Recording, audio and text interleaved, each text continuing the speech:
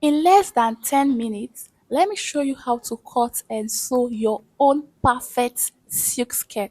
I used the easiest and the most professional method. Greetings everyone and welcome to my YouTube channel. To prevent the outcome of your silk skirt from looking cheap, here are three very important things to take note of when getting fabrics for your silk skirt. The fabric should have a little bit of stretch on one angle of the fabric, while the other angle should have no stretch at all. The stretch could be on the horizontal or vertical angle of the fabric, but the fabric must have some stretch. Getting an original silk material can be very hard. This brings us to the second point. For this project, I used the Duchess material, but if I don't tell you it's a Duchess, you would never know. For the second point, when getting a Duchess material for your silk skirt, do not get a thick Duchess or a light Duchess. Get a Duchess that is in between light and thick. This will make your silk skirt to have that flowing look. Now, for the third point, do not get the overly shiny Duchess. Otherwise, it will look like a sleepwear or a satin. Please get a Duchess that is moderately shining. That way, it will be giving the silk kind of vibe. Now, let's get into the cotton. I've gone ahead to place my fabric on 4 fold. The length is my actual length plus folding allowance of 1.5 inches. Now, the closed part of this is the center front of this skirt. On the top part, I'm going to measure my waist measurement divided by 4 plus 1 inch. This is what I marked here. Now, I'll place my tape from the top and I'm going to mark my hip line, which is 9 inches. On that line, I'll go ahead to measure my hip measurement divided by 4 plus 1 inch. Now, I'm going to be connecting the hip line and the waistline together with a curve as shown. Now, whatever you have on the hip line, you're going to be marking that on the hem line. Then you add 2 inches to that measurement to give you a slant. If you do not have a long ruler, place your tape like this and you make broken lines as you see me do. After making the broken lines, you take your straight rule and you connect them together. Next, I'll go ahead to cut out exactly what we have here because I have already added the sewing allowance. Next, this is what the cutout looks like at this point. Now, the next thing to do, I'm going to keep one part of the skirt aside. Now, I will place this part on fold and I'll go ahead to notch the center part.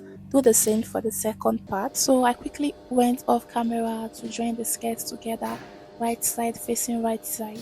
I've gone ahead to fold the hem, giving it a tiny fold as you can see.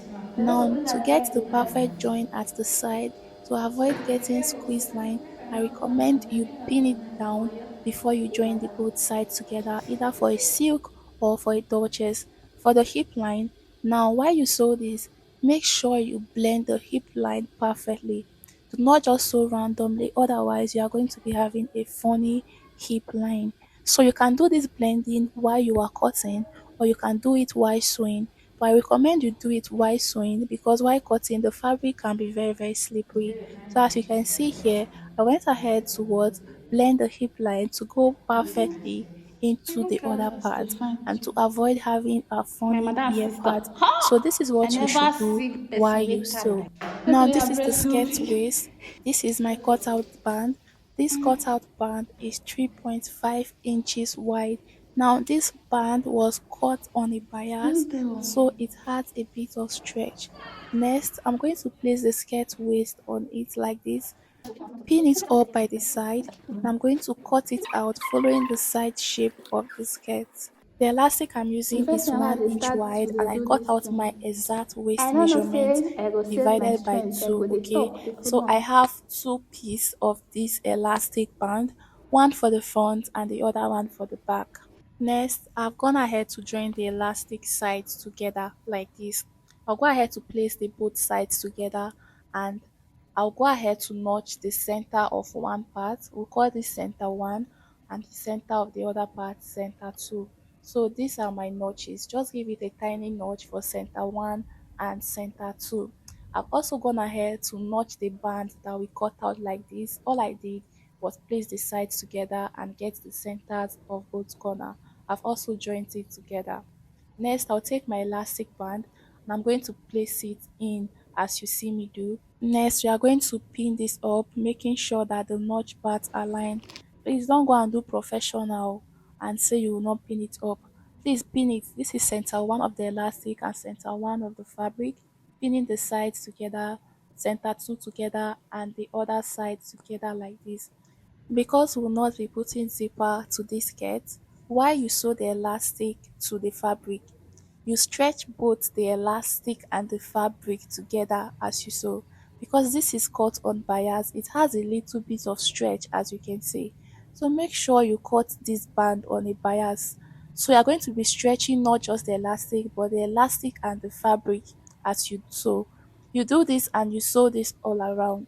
So here I am done sewing the elastic to the fabric. Now you can see that the fabric still retained its stretch.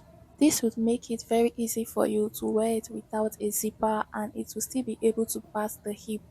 We will be using this to turn the waistline of the skirt. I've also notched the center of the skirt.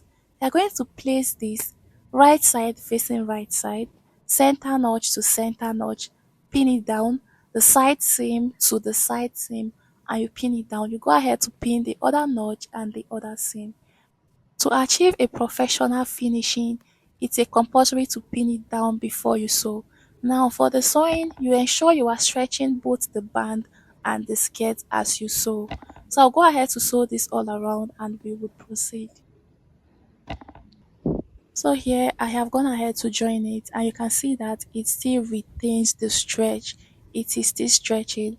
Don't worry about these folds. When you iron it, the folds would be gone. Now before you turn the lining to keep it down, you have to weave or overlock the down part of this lining. Please, a tiny fold is not recommended as it might be obvious on the silk skirt. So just weave it before you turn it. Then the next thing to do is the seam of this, you are going to bring it inward on the lining. Like you bring it inward to the lining like this.